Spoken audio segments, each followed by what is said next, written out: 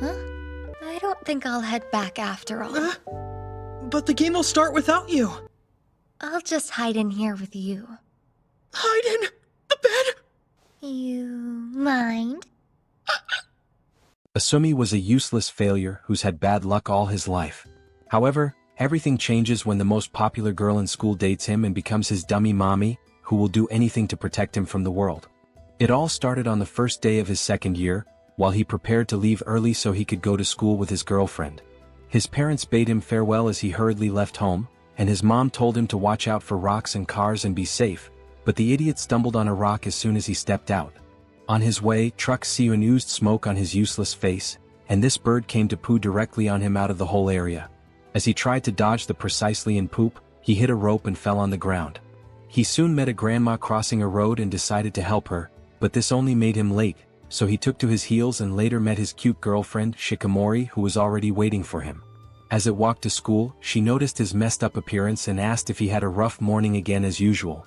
He told her not to worry as he was already used to bad luck, and then thought aloud about how cute she was, even though sometimes she wasn't. Shikamori became pissed as she heard this, and he quickly apologized for the slip. However, another bad luck was waiting for him as an incoming vehicle almost dispatched him to Nirvana, but Shikamori quickly saved him. He apologized for always involving her in his bad luck episodes, and asked if she was okay.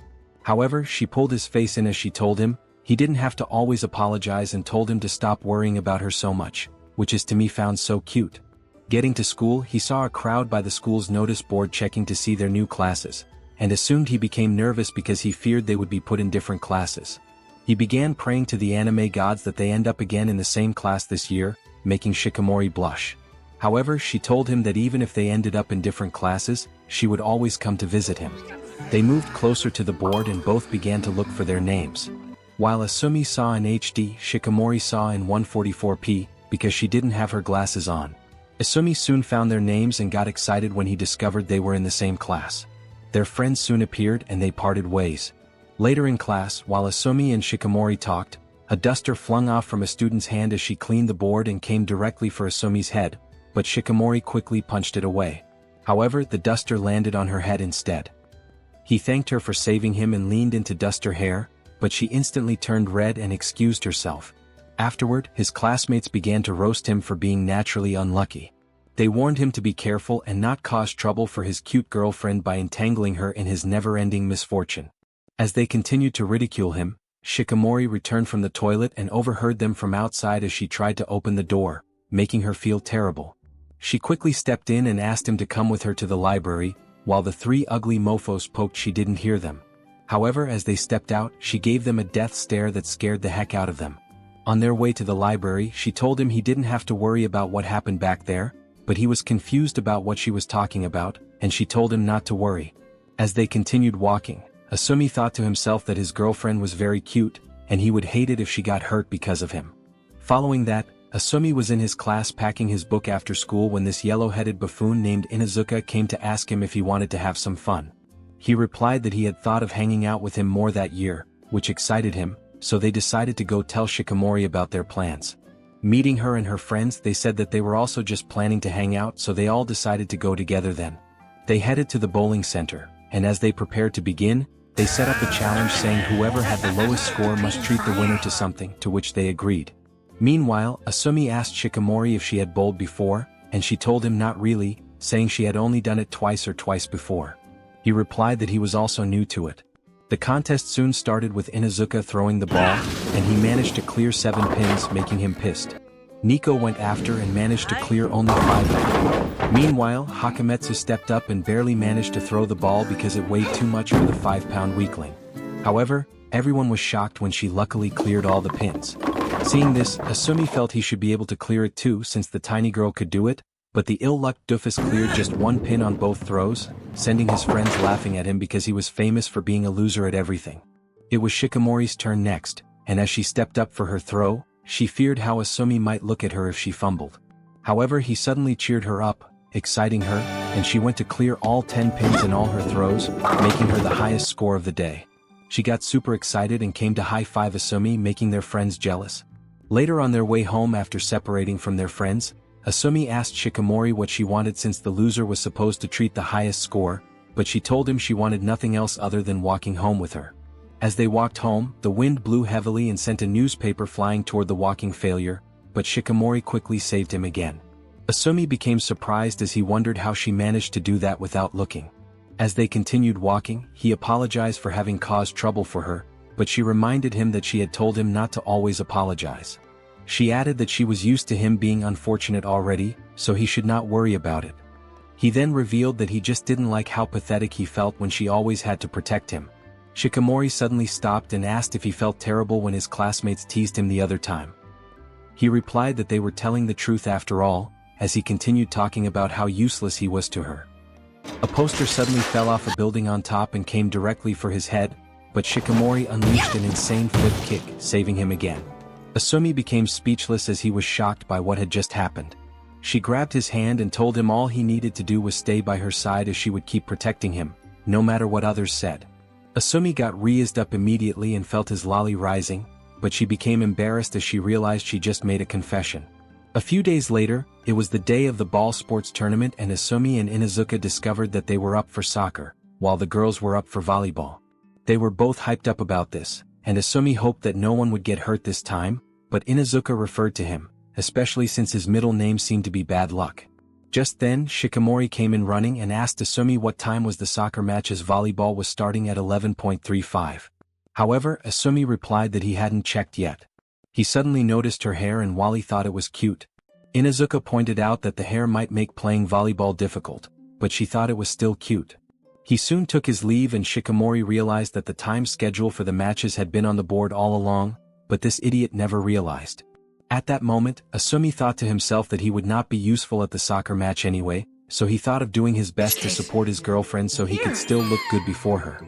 However, his plan was shattered when he realized that the soccer and the volleyball matches were around the same time. Shikamori expressed that this meant they couldn't be there to cheer each other up. She then began to talk about how difficult it would be for her class to be her opponent, which seemed to have a top player on its team.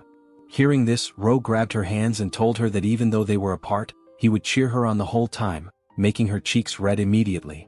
The soccer match soon began and the useless, good-for-nothing, MC played like he got 2 left feet as he already fell to the ground in the first minute, which made Shikamori concerned.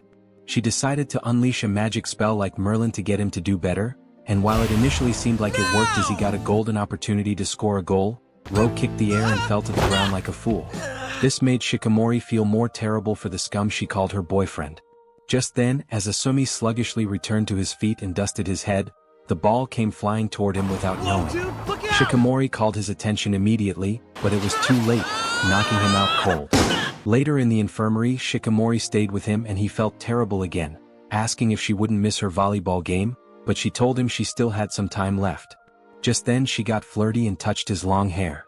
She noticed a scar above his brow and asked about it. He revealed that he had suffered terrible injuries in the past and had injuries all over his body, including his stick below. What the fuck? Thanks to his bad luck, she told him she wouldn't be surprised at anything he said again since he seemed to have experienced it all. She then said she always worried about him a lot and asked him to stay by her side as much as possible, which made him feel like the girl in this relationship. She soon stood up to leave, but feeling ashamed, he told her he could also protect her. So she came back to him feeling frisky as she got on top of him. He got red and reminded her about her game, and she replied that she would hide under his sheets then, close to his magnum. Oh my god! Wow! Making him more embarrassed. However, she said she was only joking and left, but as she stepped out, she had very shy, wondering what in the world she just did. The volleyball game soon started, and Shikamori's opponents started to whoop their backside due to the top player, Kamaya, who was on the opposing side. Meanwhile, Isumi returned to the soccer field and consoled Inuzuka, crying because their team lost. They then considered going to watch the volleyball game and headed there immediately, but as soon as they got there, they realized that their class was losing. The class spirits were already low, and this dumb idiot Hatamitsu, who was supposed to cheer them up, wasn't helping. Seeing his babe, Isumi immediately cheered her at the top of his lungs, instantly getting her in the zone. Their gameplay quickly changed as Shikamori began to play like she had just tasted cheap crack. As the game continued, Isumi suddenly noticed Kamaya and became surprised, causing Inuzuka to ask him if he knew her. He said yes. Shikimori's team soon tied and eventually won, making them excited. Isumi ran to congratulate her like a reasonable boyfriend, but Kamaya just watched from afar and left.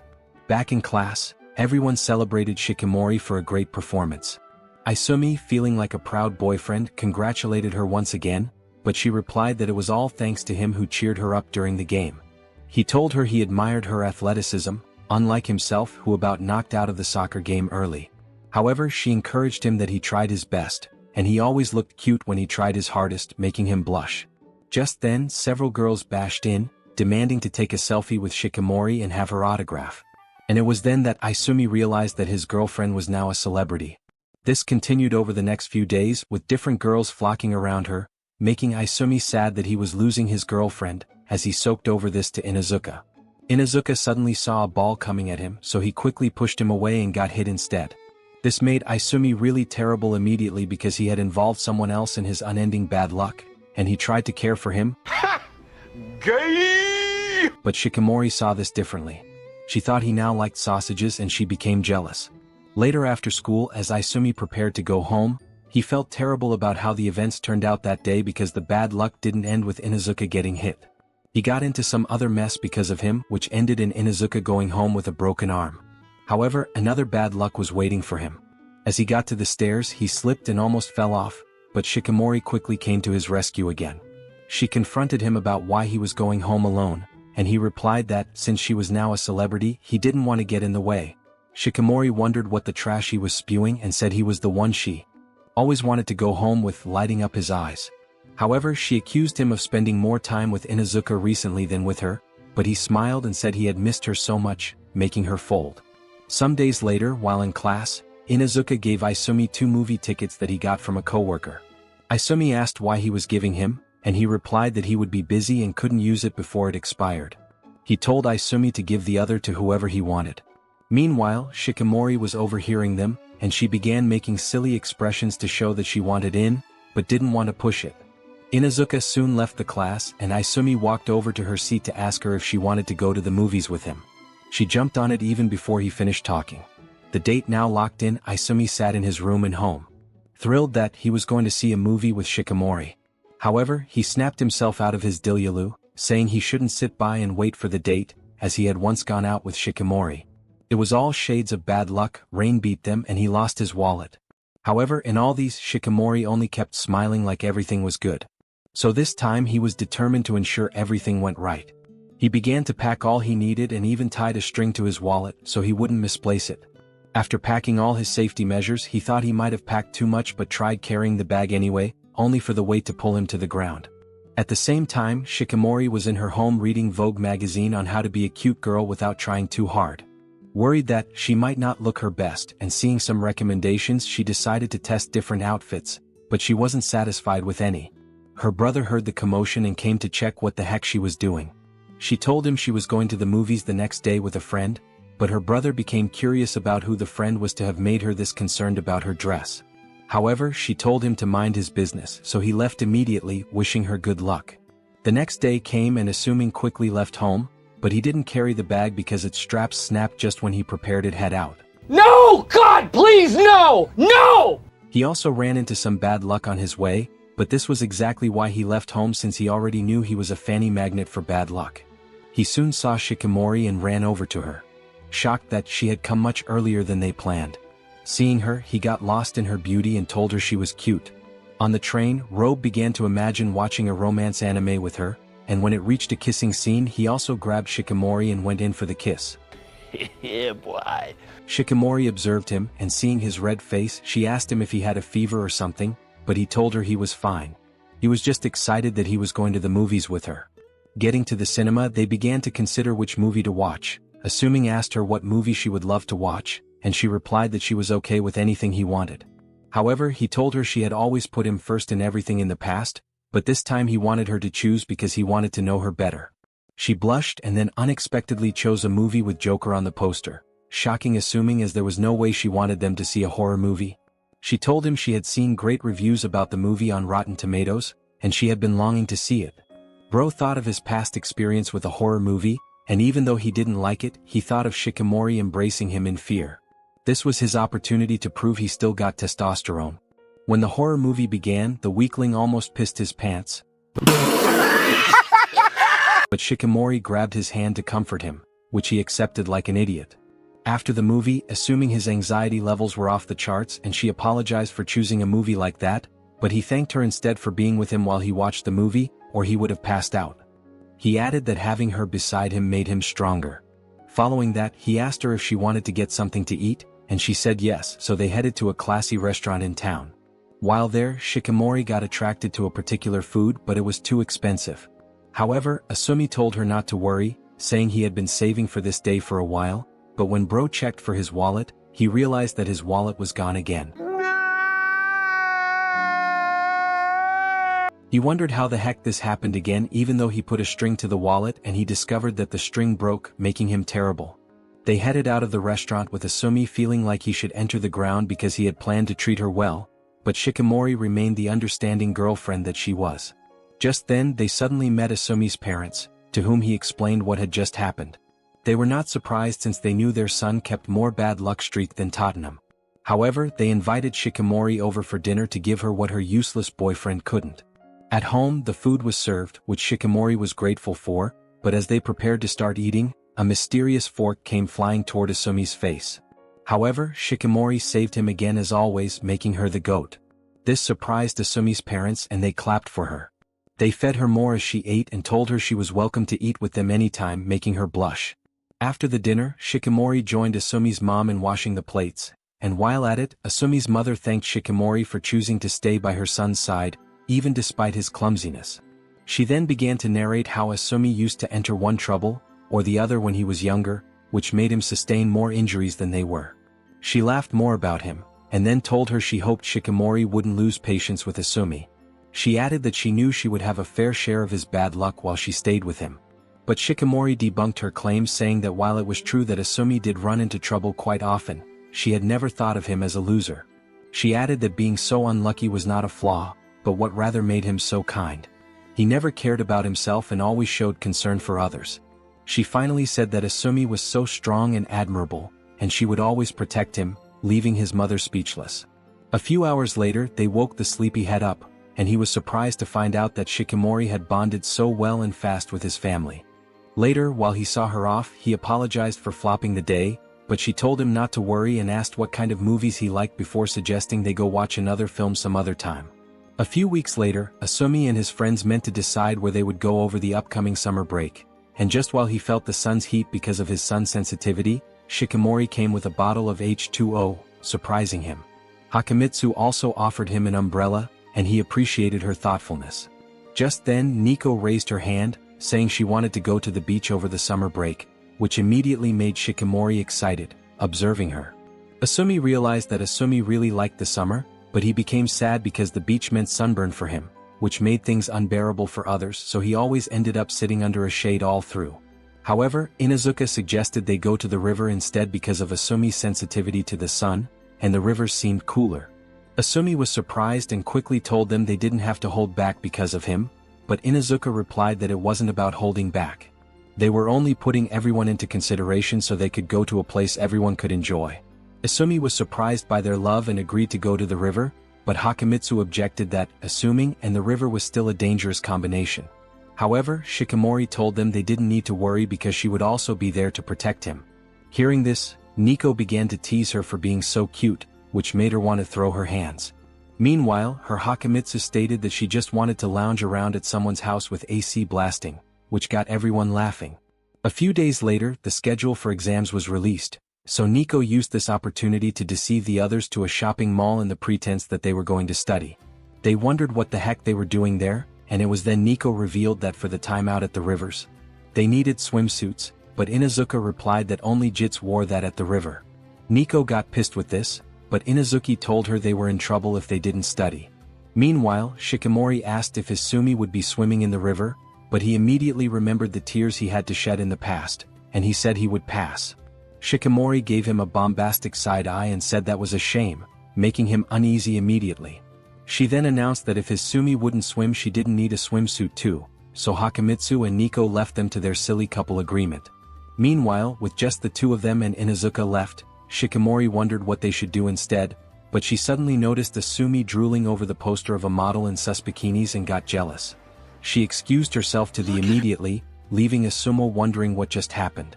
However, she actually headed to the swimsuit section to look for the exact swimsuit that was rocked in the poster. She soon found it and held it in her hand, and at that moment, Nico and Hakumitsu entered. Nico became shocked, wondering if she was planning to audition for the Errol in 50 Shades of Plot. But this made Shikimori very embarrassed, and she began to throw hands, trying to explain that it wasn't what they thought. She revealed that she had only come to get it, because Sumi was staring at a poster ad where it was displayed. This made Nico and the short slug beside her smile, and they informed her that she had the habit of never wanting to lose, but Shikimori was confused what they were talking about. So Nico decided to go down the memory lane by recounting the time she first saw her before they became friends. She glazed harder than Kendrick Lamar fans at that moment, and it became her only obsession to become friends with Shikimori because of how beautiful she was. However, her long-awaited opportunity happened during a basketball game they played in as opponents, and the fierceness of the competition brought them together as friends. Back in the present, Shikimori was surprised by their discovery, and when she tried to talk, Nico pushed her, asking them to go get her a nice swimsuit. Meanwhile, Isumi and Inazuka were studying maths in a cafe, and a while later the girl returned with Shikimori blushing like she just got piped for the first time. Isumi noticed this and asked why she was happy, but she told him it was not like she bought something or anything like that. But he didn't believe her because her face gave off that she was only capping. The next day after exams, Isumi walked home with Shikimori sobbing that day because he had experienced another bad luck during the exam. All his writing tools broke at the same time, and as he soaked over this with Shikimori trying to console him, a random dog saw his useless face and started to bark at him. Later that night, he buried his head in his pillow rethinking where he got it wrong in life to have made his life that miserable. Just then he received a call from Shikimori, who knew he would still be soaking in his sheets. Isumi felt better immediately when she told him she just wanted to hear his voice, so he went to his room window and told her to also look at the beautiful North Star shining in the sky above. This prompted her to ask him if he loved the stars, and he replied yes, because when he was young his dad took him out stargazing. However, due to his bad luck aura, it always rained when they went. So, he never got to see any real constellations. Hearing that, Shikimori promised to take him somewhere he could see a sky full of stars. However, he replied that he wanted to take her someplace she wanted to go to, shocking her, and she asked why. He answered that it was because he wanted to see her with a happy look on her face, adding that she had always done things because of him, so now he wanted to do something she wanted. However, she told him she didn't have anywhere in mind making bro thanks, she didn't want to go anywhere with him. She revealed that it was because she wanted to go wherever he was going, since her greatest pleasure came from seeing him having fun. Isumi began to cry and how cute this felt, and she told him it was time to call it a night. He then said he now felt better after talking to her and wished he could see her right then. This turned her ketchup red, and she hurriedly ended the call before she got switched on. She lied on her bed feeling butterflies in her stomach, and she threw her legs, wishing she could also see him at that moment. A week later, once exams had wrapped up, Isumi and his friends headed off for their summer getaway to the river. The moment they saw the water, they were shocked that Isumi's bad luck hadn't ruined everything yet. While the squad was hyped to dive in, Inazuka and Nico decided that food was a priority. They got into prepping mode real quick, and Inazuka started chopping onions like he was Hell's Kitchen material. One bad slice later, the girls benched him without mercy so the anime wouldn't go from romance to sauce. That was when Isumi picked up the knife. You serious? And everyone tensed up, praying he didn't accidentally de-willy himself. But to their surprise, the guy sliced the onions like a pro. Turned out he had been helping his mom in the kitchen for years. Shikimori heard this and immediately folded like a lawn chair, because her man could cook. Inazuka joked that with skills like that, assuming he might just steal everyone's girl. But Shikimori shook that noise down fast. They kept working the grill, making skewers, lighting charcoal. But while everyone was focused on the barbecue, Shikimori was off to the side, making something in secret. Obviously determined to impress Isumi. When the food was ready, Shikimori proudly handed Isumi a dish she had made just for him. He smiled, thinking she was just good at everything. But the moment he took a bite, he instantly regretted his life choices. It was the worst food his mouth had ever tasted. That one there was a violation. Personally, I wouldn't have it. He dropped to his knees and saw heaven in view once, surprising Shikimori, who wondered what could be wrong. She decided to taste it herself and immediately hit the ground too. That was when everyone realized she couldn't cook to save her life. However, Isumi took another bite, making Shikimori worried he'd gone insane. But he told her he'd eat every bite because she had put effort into making it for him. That one line sent her determination into overdrive, and she promised to learn how to cook just for him. Once the group finished eating, dessert cravings kicked in, and Isumi busted out some homemade s'mores like it was nothing, leaving everyone staring at him, like it was Gordon Ramsay's secret son. He leaned into Shikimori's ear, and whispered that he made it because he wanted her to taste his creamy s'mores. Without missing a beat, she devoured them like it was her last meal. And when he asked how they tasted, she licked her finger in a sus way, I'm gonna come. Oh. and told him she could eat his creamy s'mores every day for breakfast, lunch and supper, making him want to bust out like a fountain. After cleaning up, the squad ran to the river. But before joining them, Shikimori grabbed Isumi and asked him to make those creamy s'mores again. Next time just for her at his place. Following that, they started dipping their feet and splashing around, but Shikimori looked anxious. She was rocking a new swimsuit and felt shy about showing Isumi. Meanwhile, Kato's reigned as the others goofed off in the water, yelling for the couple to join them. Suddenly, Isumi noticed a tiny gremlin of a girl getting swept away by the current. Even the kids The here are girl, having looking fun. confused in her floaty, started crying for her mama, so Isumi knew he had to act fast. He dove in after her and suddenly popped up in front of her. But the brat started punching him out of fear. He calmed her down, helped her float, and lifted her up to safety. Just when he was about to make it back, the anime god smoked him with leg cramps, and now he was the one getting carried away. Back on shore, Nico tried convincing Shikimori to flaunt her swimsuit, but then Inuzuka realized her man was gone. They searched around and found the young girl, now safe at Balling. Because her savior now needed salvation, everyone started panicking except Shikimori. She quickly ripped off her top like a Marvel hero and dove into the river like Aquawoman. Underwater, Isumi's vision started to blur. He thought he was about to join his forefathers in Hades, but nah, Shikimori wasn't letting her man die on her watch. She pulled him out like a boss and dragged him back to shore. Once he was safe, she started scolding him for not calling for help. But he apologized so sweetly that she just sighed and let it go. The squad rushed over, including the tiny menace and her clueless mom. They thanked Isumi like he was some kind river god, and the little girl planted a kiss on his cheek, making Shikimori jealous instantly. But they calmed her down, saying it was just a jit.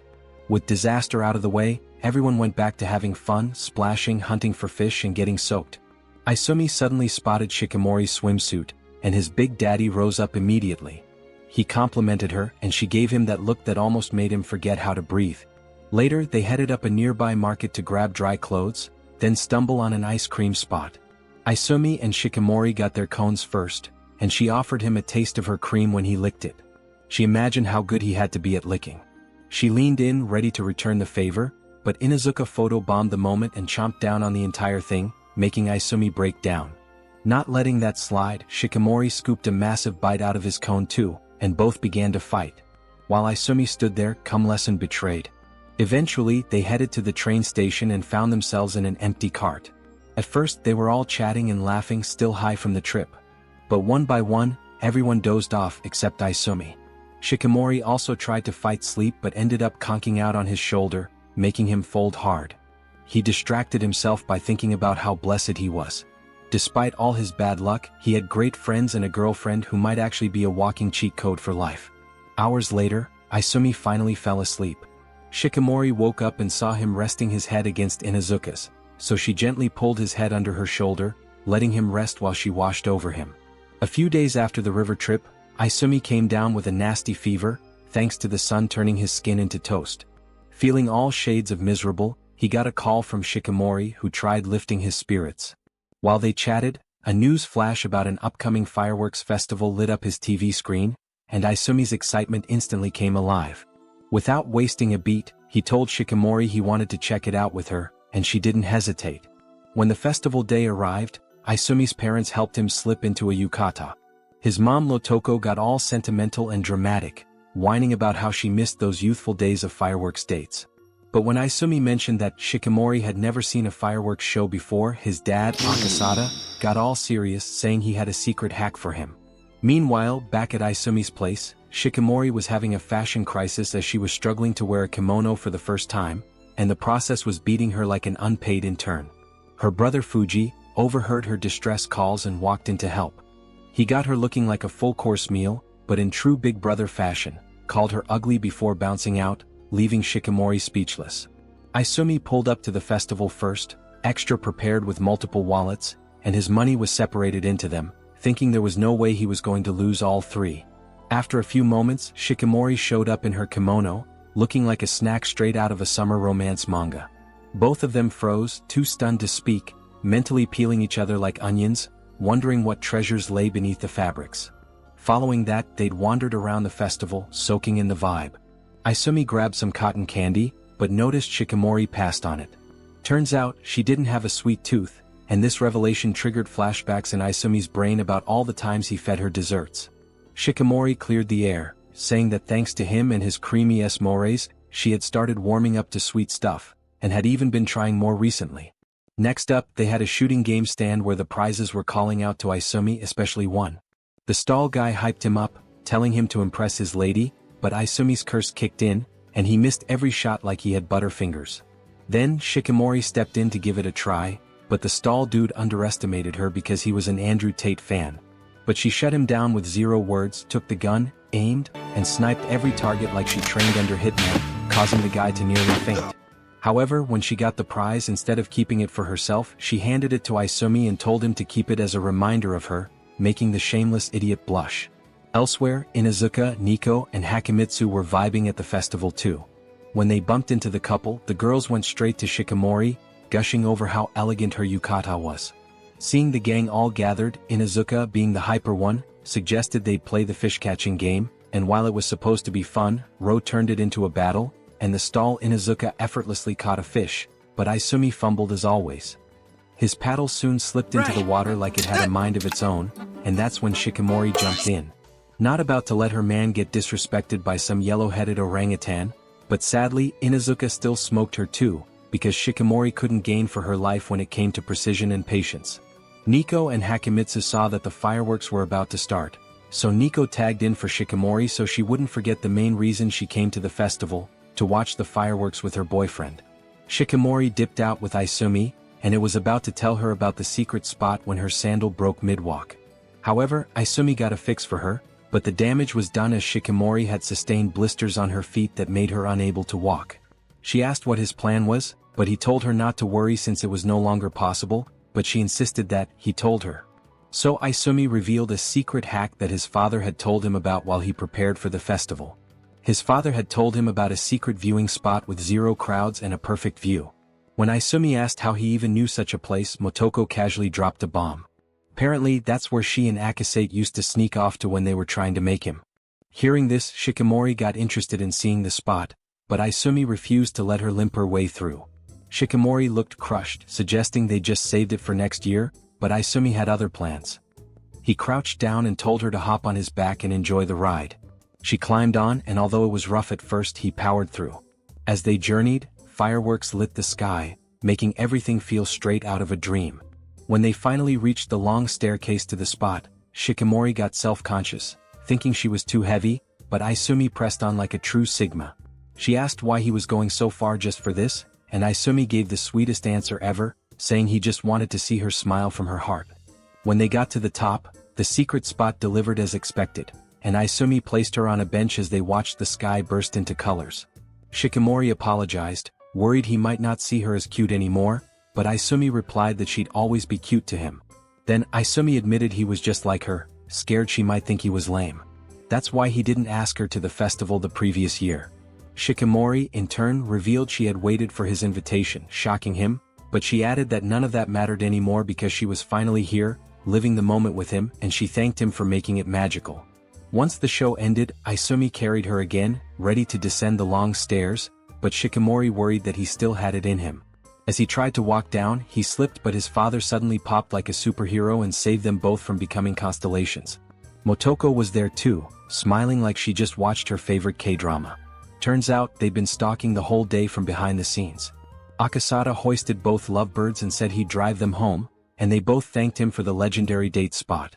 A few weeks later, it was a new term and the school began to prepare for the cultural festival. While Aisumi was in the costuming group sewing fabrics, Shikimori was in the big court group. He noticed her laughing with the other dudes and became jealous, thinking that she must have been having fun without him. In the previous year they were both in the same group and this gave him the opportunity to be close to her and talk a lot. As soon as Isumi continued working on his fabric, he started enjoying his time with the girls in his group too. Seeing him, Shikamori began to fume. Inuzuka and Nico entered at that moment, and Inuzuka became scared as he saw Shikamori giving him a death stare, which made him wonder what he had done. Days later, on the first day of the cultural festival, Isumi headed to school, and as he entered through the school gate, he was given the number 44 on a card, which he thought was an unlucky number. However, he remained surprised that they were playing the same game this year like the previous year. Later, when the event started proper, Isumi got dressed in a lien costume, thinking he looked like Mufasa, but his friends told him it made his face uglier than before. However, he wasn't offended because he too knew he was 2 shades away from being mistaken for Gollum. Just then Shikamori appeared, feeling insecure about her dress, but Isumi told her he looked like Sunid, making her happy. She also flattered him that he looked like Tenjin, but the low-budget one. Later, as everything got bizarre and everyone went about their duties, Isumi took the waiter role, but bad luck was there waiting for him as usual. While he carried an order to a table, a customer mistakenly slipped a serviette in his path, causing him a trip. However, his clean and shining sneakers quickly saved him, amusing the onlookers. On day 2 of the cultural festival, Isumi was assigned to work in the library, and as he headed there, he hoped that the other partner also assigned there was in his grade, as it would be awkward to spend 3 hours together with a strong air. He soon entered the library and was shocked that his partner was Kamaya. He told her he was happy that it was someone he knew, and as they arranged books for shelves later, he recounted how they met the previous year. He had to know her through the library committee last year, and he knew her for being the volleyball team's ace. Last year she was in the class next to Isumi's, so they had library duty together. Bro was so nervous at first, but Kamaya made it easy for him to talk to her. They chatted as they arranged the books, and Isumi asked her what her class was doing for the cultural festival, to which she replied a cave the same as Isumi's class. He commended that they must be really struggling without her there, and she confirmed it by telling him that people cried trying to stop her from leaving the previous day. Following up, Isumi talked about her popularity with the younger students at the sports tournament, and she replied that the chaos she always faced with them made her cherish the peace and quietness the library brought. 18 months earlier, when Isumi first stepped into the library, he met Kamaya and started acting like an unfinished robot as he was nervous about talking to her. The stupid idiot soon did his head on the desk due to his nervousness, and Kamaya told him to chill as they were in the same grade after all. However, he told her he was nervous because it was his first time on the library duty. Afterward, she showed him the ropes and they got closer and closer after then. Back to the present, she told him he seemed different from the last time, and when he asked why she thought so, she sent me because he now had a girlfriend, shocking him how she knew about that. Kamaya replied that Nico told her about it, and then she began to glaze her, making Isumi think that she was being more talkative than usual today. She suddenly asked him how they got together, prompting to ask why she wanted to know, and she told him she was just curious because she didn't talk about relationships often. When Isumi delayed in responding, she got more assertive and pushed him against a shelf, saying she was interested in Shikanmori. Isumi was now scared, surprised to see Kamaya break character, and he wondered if she liked Shikanmori in a different kind of way. Ew! Dude! What the fuck? In a different location within the school, the couple numbers list was posted on the board, and when Shikamori checked, she started to fume like she would implode because she and Isumi didn't have matching numbers.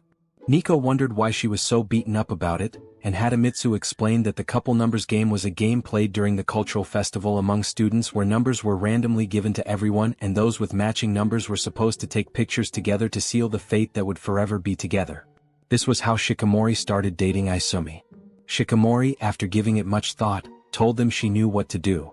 She would look for the person who had a matching number to assume and exchange hers with her.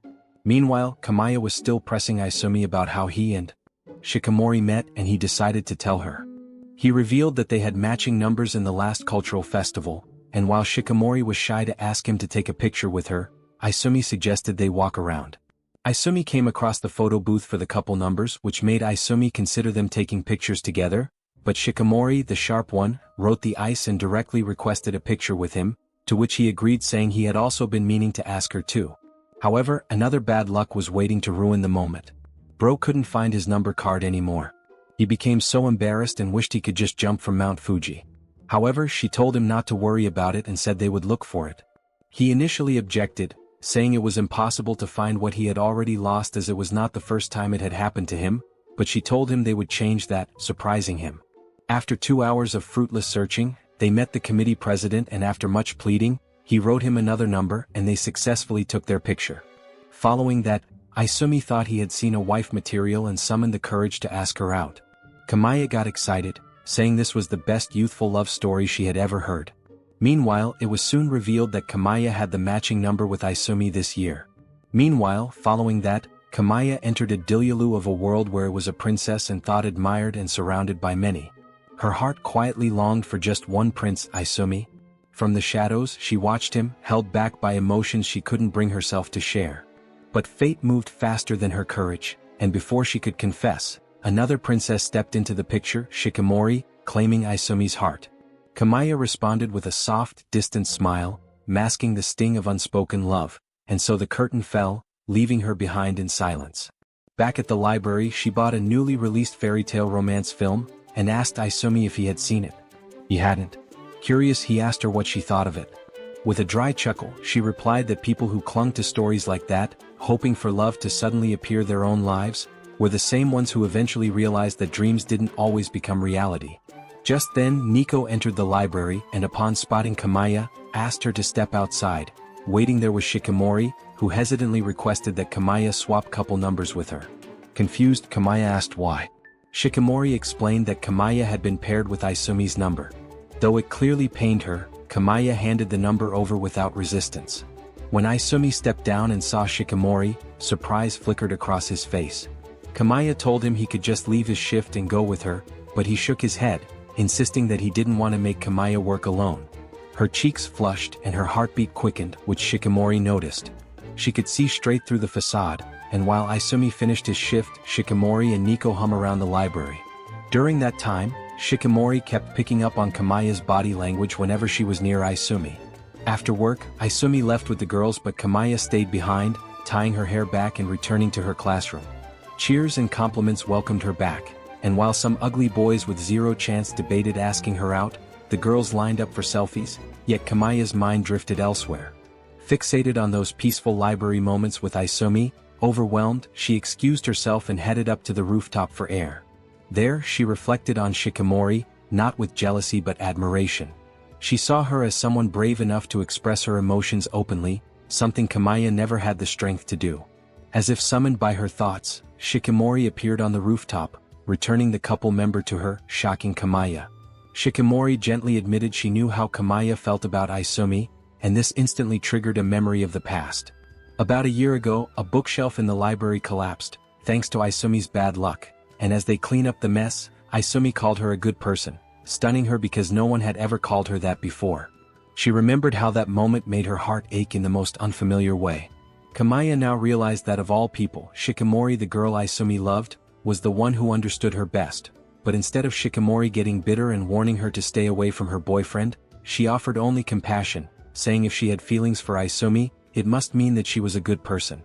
Kamaya have assured her she had never planned to confess her feelings, not to Aisumi, not to anyone. She recalled how her days had always felt brighter when she got to leave class to meet him in the library. He had seen her not as the flawless girl others admired, but as she truly was vulnerable, messy, and in love. Tears rolled down her cheeks as she confessed her guilt. She regretted her feelings, saying she should have kept herself from going past the friendship. She then promised to never go near Aisumi again, but Shikamori suddenly tore the number apart, shocking her.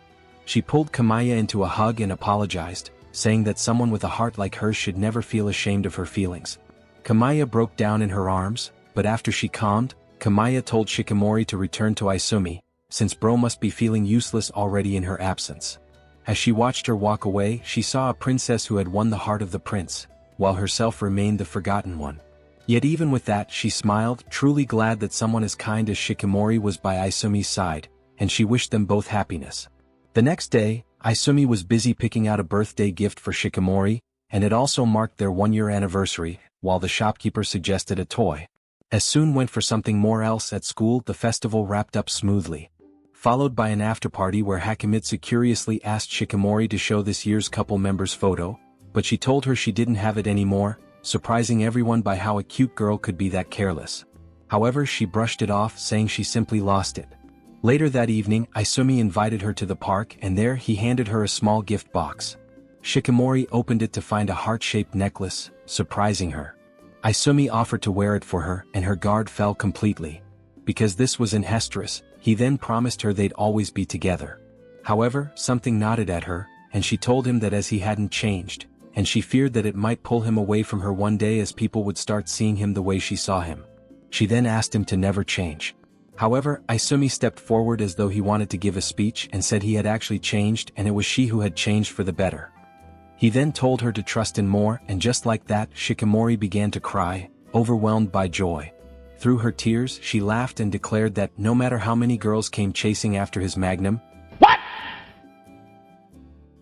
she'd never let him go. Isumi stood up to leave, but Shikamori loosened her hair and asked him what he thought, leaving him stunned by how cute his girlfriend was. A few days later, Inuzuka pulled up at school and ran into Nico, who was already in full panic mode after finding out Isumi had fallen sick. But Inuzuka, cool as ever, let her know he already heard about it, and that Isumi had actually asked him to take down notes for him. Right on cue, Shikamori popped up visibly annoyed that Isumi didn't come to her for help, but Inuzuka got confused as he couldn't wrap his head around why this girl Loki. He was her rival when he clearly loved Gia. Later on, he vented his frustration to the girls. Surprisingly, they told him that even when they got close to Isumi, Shikamori never acted jealous. That left Inuzuka wondering if Shikamori genuinely disliked him. But Nico stepped in and said Shikamori had once talked about him. Apparently, Shikamori had mentioned how close Inuzuka and Isumi were, but instead of being glad her boyfriend had a great friend, she ended up feeling straight up jealous. Inuzuka demanded to know what her deal was, and Nico assured him that Shikamori didn't hate him at all. After school, Shikamori asked if she could tag along to Isumi's house with Inuzuka, and he agreed. As he walked away, Nico turned to Hakimitsu and told her she had on the way to Isumi's place. The duo stopped at a convenience store. Shikamori wanted to grab some cough drops for Isumi, but had no idea which one to pick. She turned to Inuzuka for help, and he just grabbed one without thinking. Then came the bombshell. She called him brother while asking about candy options. He pointed out a great flavored one, and just as they both realized what she had called him, Shikamori freaked out and bolted to the cashier before giving any explanation. After paying, she handed in the great candy, surprising him. When he asked why, she admitted she knew how much he liked great flavored stuff and nearly did. As they left the store, they ran into Hakimitsu, who had apparently cracked the code on why Shikamori acted so cold toward Inuzuka. She turned into a low-budget Sherlock Holmes. Hakimitsu declared that Shikamori saw Inuzuka as a mere image of her big brother, someone who used to act distant with her. Inuzuka didn't buy it at first, but when he looked at Shikamori's face, it all made sense. And oddly enough, realizing that made him kind of happy. Hakimitsu then noticed the candy and asked for some, but Inuzuka said she couldn't have any because it came from a certain someone dying for her big brother's attention. Shikamori shot them a death glare right after that, and both of them instantly apologized. Meanwhile, Asuna was still at home, waiting on his meds and notes, also hoping he could see Shikamori. A few days later, Shikamori and Nico hit them all together. While window shopping, they spotted Kamaya chilling inside a bookstore. While Shikamori hesitated in greeting, Nico pulled an instant transmission, and wasted no time in saying hi.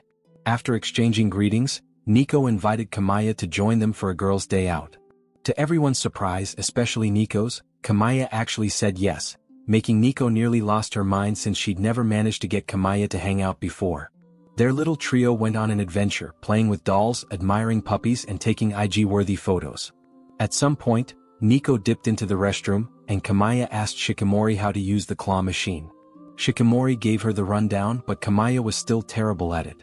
So, Shikamori stepped up and went beast mode on the machine. Winning a mountain of snacks like she was farming XP instead of hoarding the goodies, she handed them over to Kamaya, surprising her, and she asked why. But Shikamori just said it was for her. That sparked Kamaya's competitive fire, and she vowed to pay her back somehow. When Nico came back, she found Kamaya goofing off and actually smiling, which hit her with a wave of nostalgia. Before this, Kamaya always turned down her invites and people even told Nico to stop trying. But today she was witnessing something different as Kamaya looked genuinely happy. Later they stumbled upon a basketball court, but just as they were about to play, two weird doofus showed up and told them to scram because they had it booked.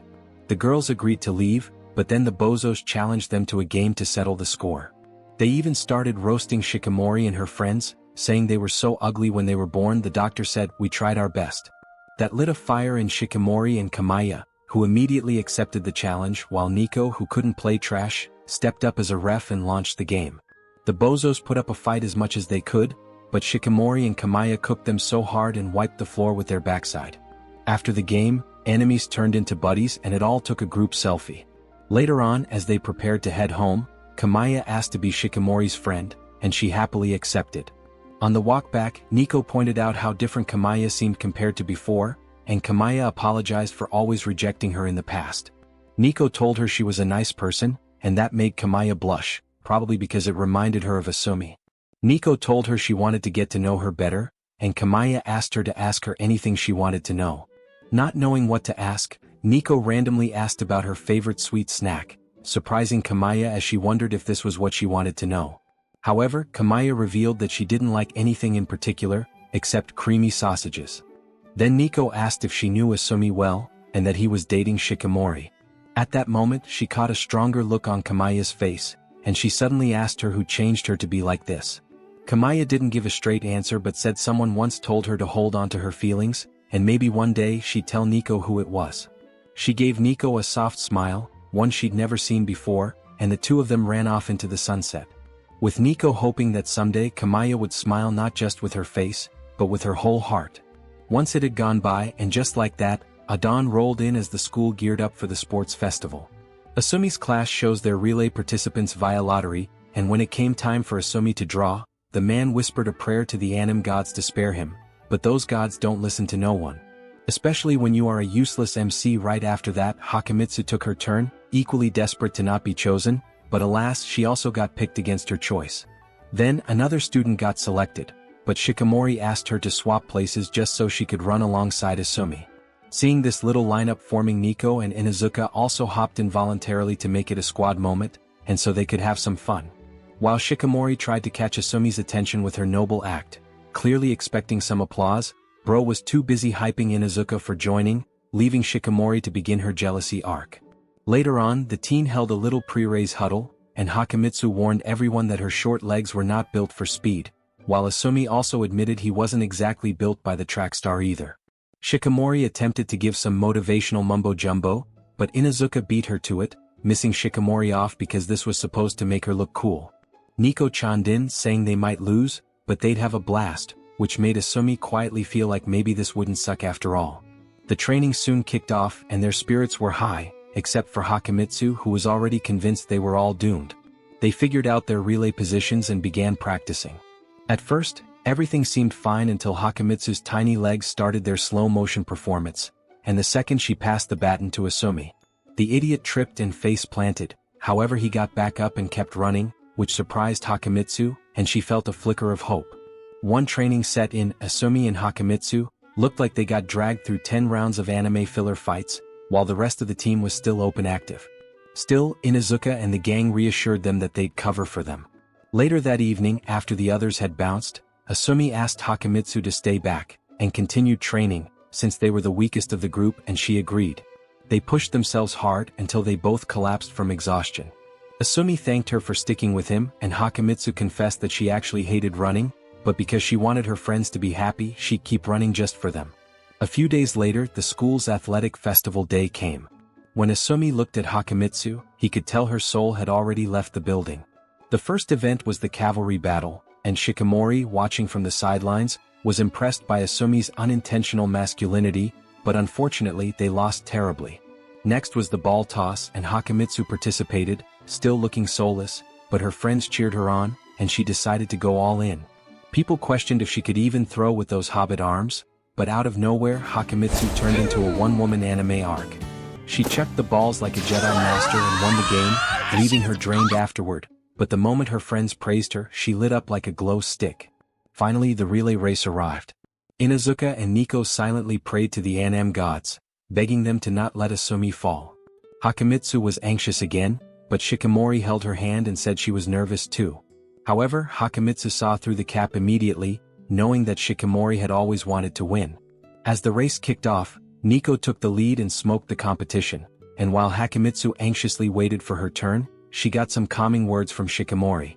Nico handed her the baton, and Hakimitsu took off, face already looking like she'd seen some things.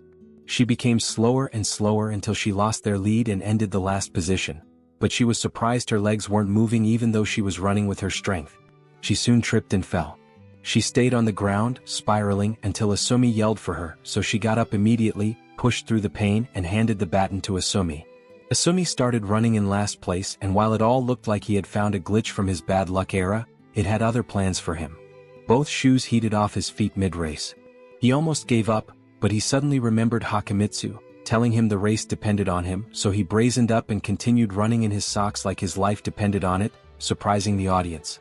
Inuzuka waited for his turn and asked Hakimitsu to cheer him on, which she reluctantly did. Asumi soon passed the baton to Shikamori, fully believing she'd make magic happen, and fueled by Asumi's motivation. Shikamori blasted forward like a lightning strike. She sent past her opponents while the crowd lost their minds. Meanwhile, Inuzuka was admiring her, but when he saw the look on Shikamori's face, he instantly knew that if he fumbled this she would sauce him. However, he decided to trust his team and himself. When he got the baton, Inuzuka snapped and ran with all he could while his friends cheered for him. Just like that, he won the race and everyone celebrated. Asumi quickly ran over to Shikamori and hugged her, telling her she was the coolest girl alive. Meanwhile, Hakimitsu watched them and was happy, grateful about how lucky she was to have them all in her life. A few years ago, it had been a regular day at the Asumi household. His smoke show of a mom, Motoko, woke him up for school like always. A few minutes later, young Asumi headed out, only to nearly get flattened by a speeding bicycle, but instead of being scored for life, he just brushed it off like it was just another Tuesday. At school, the nurse patched him up and told him not to worry about the upcoming field trip, since she'd be there too. Later, during gym class, his classmates asked if he'd tag along with them for the trip. Although Asumi hesitated because, well, his life was basically a Final Destination movie. They reassured him that they didn't mind the risk, but as they walked home together after school, a giant teddy bear nearly snapped one of the kids' necks in half and Asumi didn't need a psychic to tell him his curse was to blame. So instead of going for the trip, the boy marched to a temple and begged the gods to let this cup pass over him. Fast forward to the present, Asumi was walking home with Shikamori, telling her how nice it was to just hang out with her. He asked her to go somewhere with him again, saying it had been a while since their last date. First he suggested a spa and Shikamori was down, but then he switched gears and brought up an amusement park, when he showed her a video of two people kissing at the park. Shikamori suddenly got real interested because deep down she was curious how his tongue tasted. A few days later, Shikamori hit the mall with her brother, Fuji, who doubled as her ride and her personal pain in her backside. They split up so she could shop in peace. In one of the stores, Shikamori found herself torn between different outfits, trying to decide which look would make Asumi want to clap. However, she ended up leaving without buying anything. Outside, she ran into Fuji again, right as he was surrounded by two baddies thirsty for his sausage. Oh my god! Wow! Shikamori, seeing how awkward her brother was, pulled him away from the scene. When the girls asked who she was, Shikamori just stared them down, and they backed off, assuming she was Fuji's toxic girlfriend. Fuji was absolutely mortified that his little sister had to save him, and she wouldn't stop clowning him for being a riseless NPC back in the day. A younger Shikamori used to train in karate with Fuji. She dominated the boys' division like it was child's play, and Fuji often teased her by calling her trash, part insult, part motivation. At home, their strict mom cooked something that tasted like charcoal. But after Fuji ate it, Shikamori powered through too. That evening, Fuji told her he wouldn't be going to the dojo with her anymore and that she'd have to go on her own. Their mom asked if she still wanted to do karate, noting that it was Fuji who got her into it in the first place. Shikamori told her she wanted to continue, not for him, but because she had made friends there.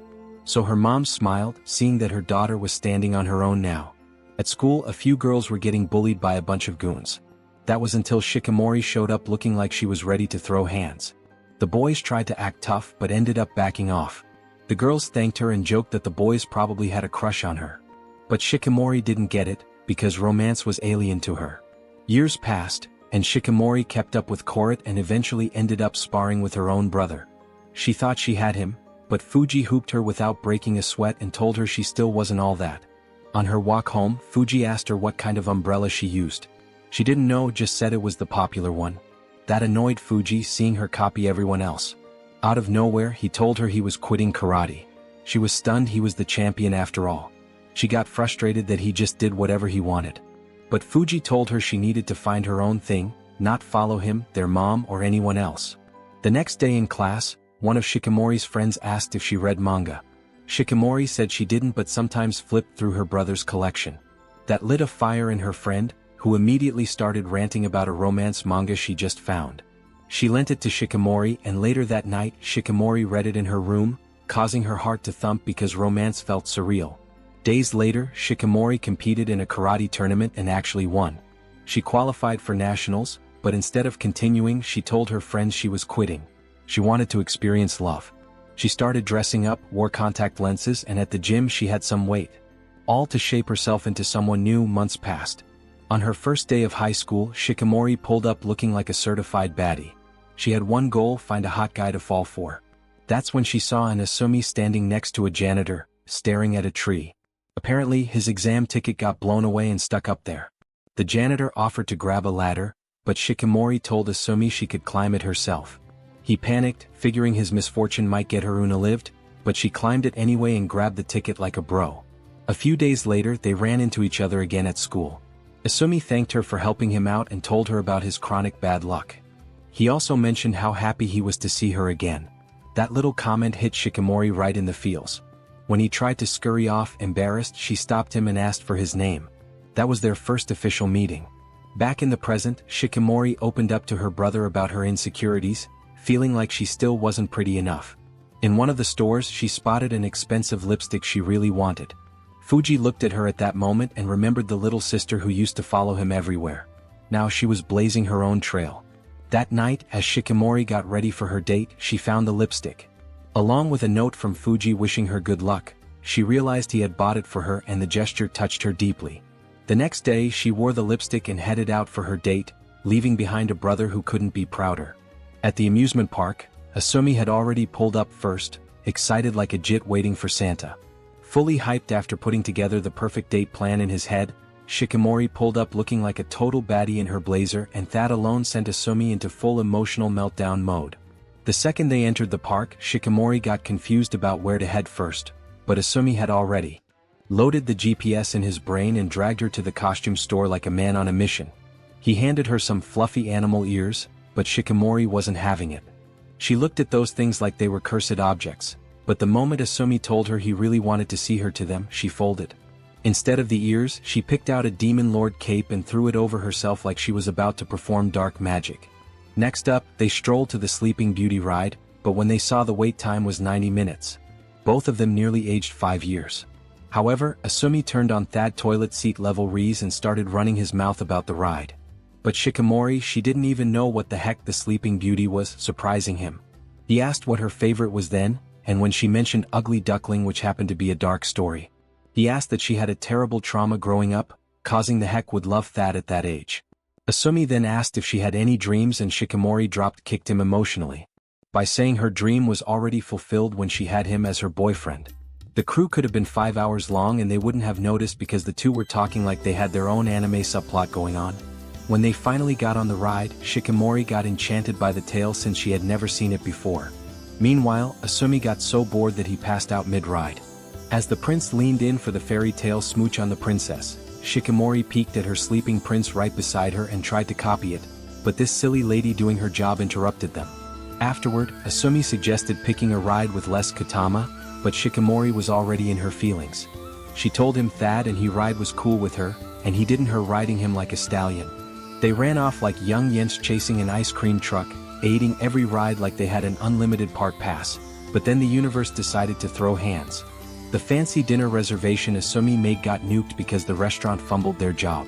While he thought the whole dinner vibe was done for, the restaurant shockingly put them at a VIP table. Thad looked like Jeff Bezos' personal dining corner, but both of them felt out of place, especially Asumi in his funny-looking jacket that screamed budget trip. When the food finally came, it cooled their nerves. Shikimori locked eyes with him and told him to say what he saw in them. This boy was shaking, but eventually said he saw himself in her eyes, which made Shikimori melt faster than butter in a microwave. Then he reversed it and said all he could see was her and Thad's when she folded beyond repair. After dinner, Asumi asked what else she wanted to do, and Shikimori, feeling frisky, told him she wanted to do what was in the commercial. He replied said yes immediately without even knowing what she meant, and he grabbed her hand thinking it was the holding hand scene. While she thought he was down to kiss her like in the commercial, he suddenly asked where she wanted him to escort her to, making her disappointed. However, she agreed and asked them to go somewhere cool to talk. Then the clueless moron suddenly realized he just fumbled hard. Later they hop on a boat ride to admire the night view, trying to take a cute selfie. But then the power suddenly turning the whole place pitch black. They whipped out their phones for light, and while holding hands Shikamori kissed his hand. She said it felt like a dream she never wanted to wake up from, where it was just them and the stars. Asumi, now in full main character mode, kissed her cheek and whispered that he loved her and wanted to be with her forever. Power came back on, but Shikamori refused to stop hugging him, clinging to her fantasy like the world was ending. Next day, Inuzuka noticed Asumi looking different, like he had been spiritually re-wronged. Asumi started malfunctioning internally, replaying what happened the night before. Meanwhile, Hakimitsu and Nico cornered Shikamori, like the FBI on a mission. Hakimitsu guessed that Asumi might have kissed her, and Nico lost her mind yelling about being an aunt soon. But when Shikamori finally spilled the deets, they were both disappointed that her idiotic boyfriend only went for her cheek and not her cheeks. Then Shikamori said she just wanted to open her heart more to him, get even closer and build something real for the future. Or whatever the heck she meant by that.